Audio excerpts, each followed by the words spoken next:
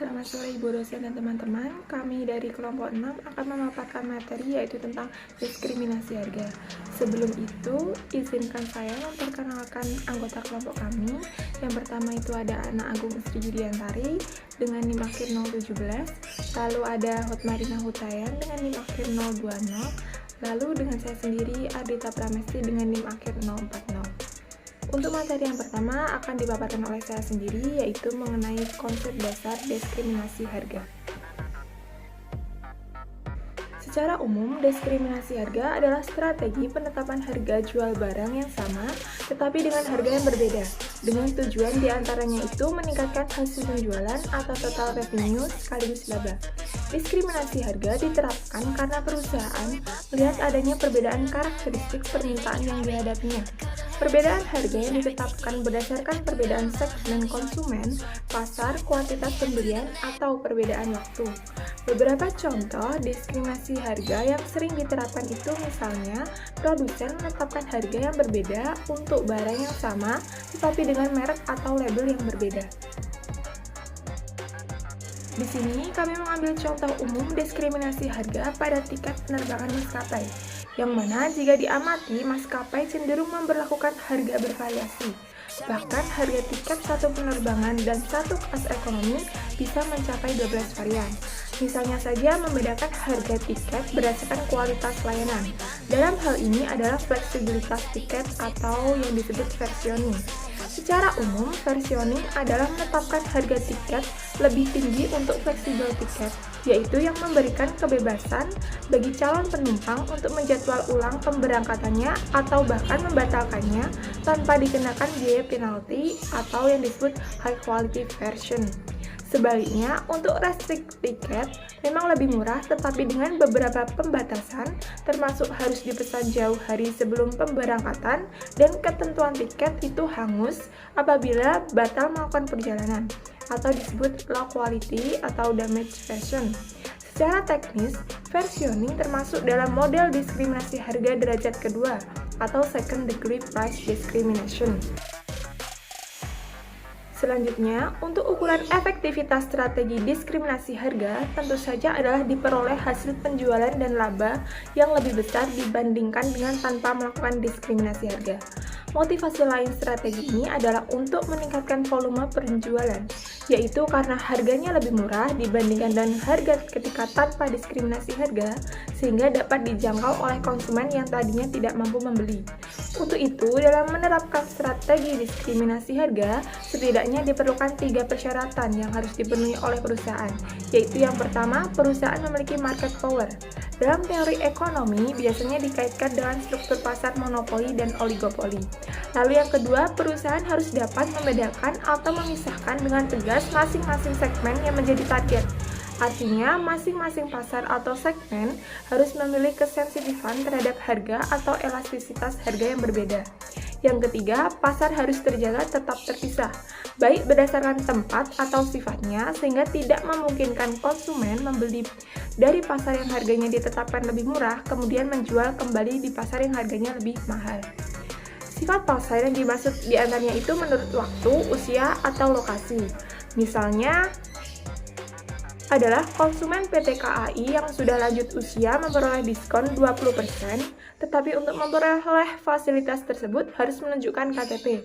Persyaratan untuk memisahkan segmen pasar inilah yang menjadi alasan mengapa praktek diskriminasi harga lebih memungkinkan diterapkan pada industri jasa. Secara umum, literatur ekonomi mengenalkan 3 bentuk diskriminasi harga, yaitu yang pertama diskriminasi harga derajat pertama atau first degree price discrimination, atau disebut juga perfect price discrimination, yang mana ini membedakan harga jual untuk setiap unit pembelian. Lalu yang kedua itu diskriminasi harga kedua atau second degree price discrimination, yang mana membedakan harga jual untuk sejumlah unit pembelian atau kelompok atau segmen konsumen. Dan yang terakhir yaitu diskriminasi harga ketiga atau third degree price discrimination, yang mana membedakan harga jual untuk 2 pasar atau lebih yang berbeda.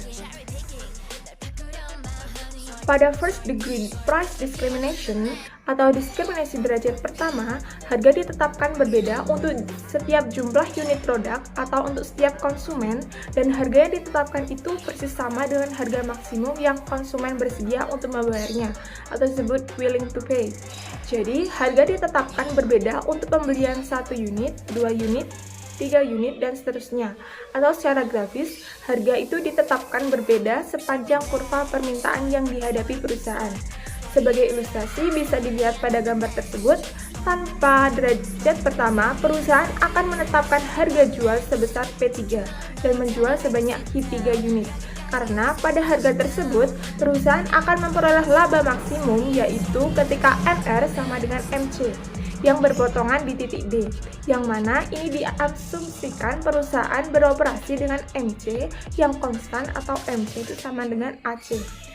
Laba maksimum yang diperolehnya sebesar segi 4 P6 HDP3.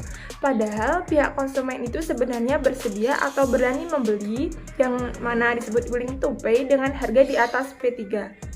Selisih P3 dengan harga di atas P3 yang seharusnya dibayarkan merupakan benefit bagi konsumen. Benefit inilah yang disebut dengan surplus konsumen. Pada gambar tersebut menjelaskan bahwa pada tingkat harga P3, konsumen memperoleh surplus konsumen seluas segitiga DAP3. Misalnya yang lain itu, jika harga ditetapkan pada P1, maka perusahaan akan memperoleh laba sebesar segi 4 P6 IBP1 dan seterusnya hingga P6. Perusahaan tidak akan menetapkan harga di bawah P6 karena lebih rendah daripada biaya atau unitnya. Dengan menerapkan strategi derajat pertama, maka laba perusahaan bertambah sebesar segitiga, yaitu HGB ditambah DAP3, atau secara keseluruhan sekarang menjadi segitiga P6GA. Dengan diterapkan derajat pertama, maka surplus konsumen, yaitu segitiga DAP3, menjadi hilang karena diambil seluruhnya oleh produsen dalam bentuk peningkatan laba perusahaan. Jadi, ide utama diskriminasi harga adalah memaksimalkan laba perusahaan dengan mengeksploitasi heterogenitas willing to pay untuk konsumen. Baik, sekian paparan materi yang bisa saya sampaikan. Untuk materi selanjutnya akan disampaikan oleh rekan-rekan saya. Baiklah, materi selanjutnya akan disampaikan oleh saya, yaitu tentang diskriminasi derajat kedua, di mana diskriminasi derajat kedua itu pada tingkat penjualan antara Q1 setiap penambahan volume penjualan 1 unit. Baiklah, materi selanjutnya akan disampaikan oleh saya, yaitu tentang diskriminasi derajat kedua.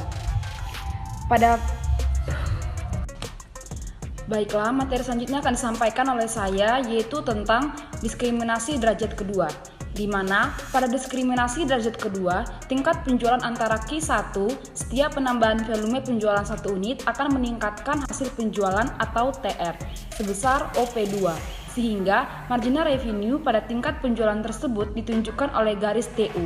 Nah, pada tingkat penjualan tersebut, perusahaan memperoleh laba sebesar segi 4 atau P2 hasil penjualan atau TR sebesar OP2, sehingga marginal revenue pada tingkat penjualan tersebut ditunjukkan oleh garis TU. Nah, pada tingkat penjualan tersebut, perusahaan memperoleh laba sebesar segi 4 atau P2. Begitu seterusnya, sehingga kurva MR secara keseluruhan merupakan garis bertingkat, yaitu P1, STU, V, dan X, di mana penjual tidak akan menjual lebih dari Q3 unit karena akan merugikan. Secara keseluruhan, perusahaan memperoleh laba sebesar luas daerah yang berwarna hitam, berbeda dengan FPD yang dapat meraup seluruh surplus konsumen. SPD hanya mengambil sebagian surplus konsumen. Baiklah, selanjutnya adalah diskriminasi derajat ketiga, di mana diskriminasi derajat ketiga merupakan bentuk diskriminasi harga yang paling umum untuk dipraktikkan, yaitu ketika perusahaan mengelompokkan pasar atau konsumen menjadi 2 atau lebih. Misalnya, penerbit internasional menetapkan harga buku teks soft cover yang lebih murah daripada hardcover, di mana produsen juga dapat menempuh strategi dumping, yaitu menetapkan harga yang lebih mahal untuk pasar domestik dibandingkan dengan pasar internasional.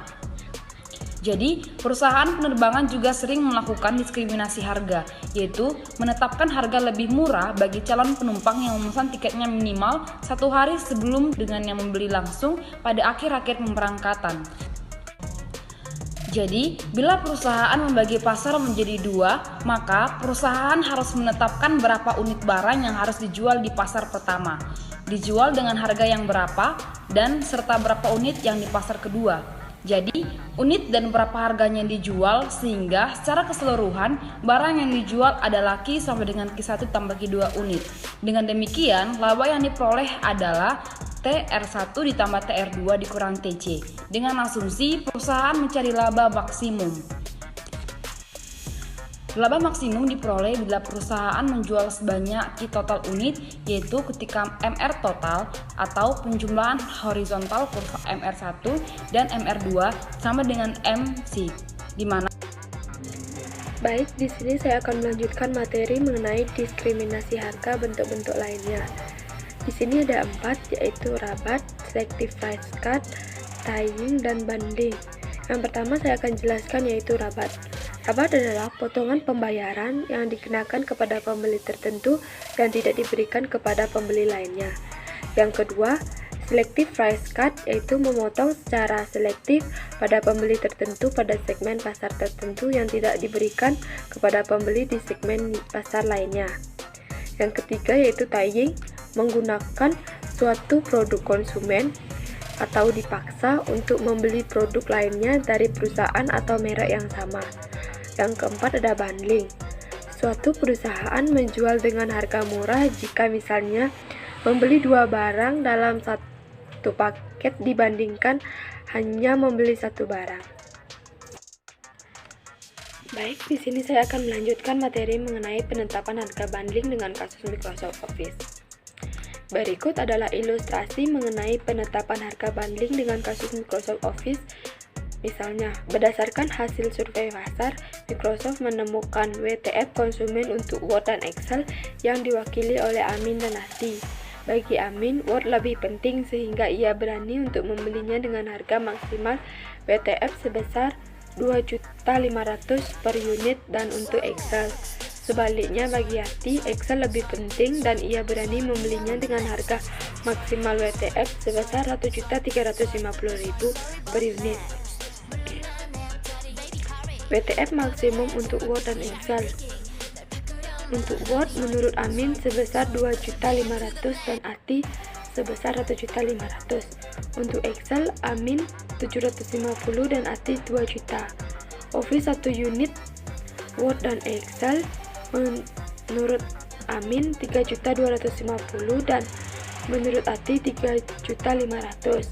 Bila aplikasi tersebut dijual secara terpisah, maka kemungkinan Microsoft memperoleh hasil penjualan yaitu bila Word ditetapkan dengan harga 1.500.000 dan laku 2 unit, maka TR-nya 3 juta. Bila Word ditetapkan dengan harga 2.500.000 dan laku 1 unit, maka TR-nya 2.500.000. Bila Excel ditetapkan dengan harga 750 dan laku 2 unit, maka TR-nya diperoleh 1.500.000. Bila Excel ditetapkan 2 juta dan laku 1 unit, maka TR-nya 2 juta.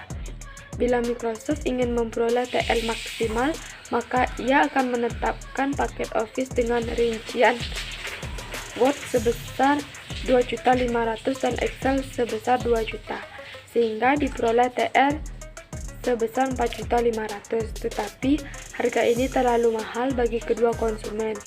Sekarang bila harga paket Office ditetapkan lebih murah yaitu 3.500.000, maka hanya laku 1 paket yang dapat dibeli oleh Ati saja. Sedangkan bila dijual dengan harga 3.250.000 akan laku 2 unit dan dapat dibeli oleh Amin dan Ati. Sehingga Microsoft akan memperoleh TR sebesar 6.500.000. Ilustrasi ini menjelaskan bahwa sistem bundling atau paket dapat meningkatkan TR dan volume penjualan. Baik, di sini saya akan melanjutkan materi mengenai kasus diskriminasi harga. Praktik diskriminasi harga telah dilakukan oleh Indosat, yaitu dengan membagi membagi segmen GSM prabayar ke dalam dua layanan, yaitu Mentari dan Entry. Karena berdasarkan hasil penelitian kedua segmen tersebut memiliki karakteristik yang berbeda. Tujuannya adalah memaksimalkan pendapatan sekaligus keuntungan dengan cara menguasai kedua segmen. Berikut adalah karakteristik dari golongan A dan golongan B. Karakteristik menurut daya beli konsumen, golongan A memiliki daya beli yang cukup tinggi, sedangkan golongan B memiliki daya beli yang lebih rendah dibandingkan golongan A. Karakteristik loyalitas menurut golongan A jarang berganti kartu ke GSM, sedangkan golongan B sering berganti kartu GSM. Karakteristik elastisitas permintaan, golongan A kurang elastis, sedangkan golongan B lebih elastis. Karakteristik kemungkinan beralih ke kartu pasca bayar, menurut golongan A mampu membayar namun tidak tertarik atau kurang praktis, sedangkan golongan B lebih tertarik karena harga lebih mahal. Karakteristik preferensi menurut golongan A menyukai layanan telekomunikasi yang lebih baik, sedangkan golongan B menyukai tarif layanan yang lebih murah. Baik, sekian pemaparan materi dari kelompok kami. Jika ada salah kata, kami mohon maaf. Sekian dan terima kasih.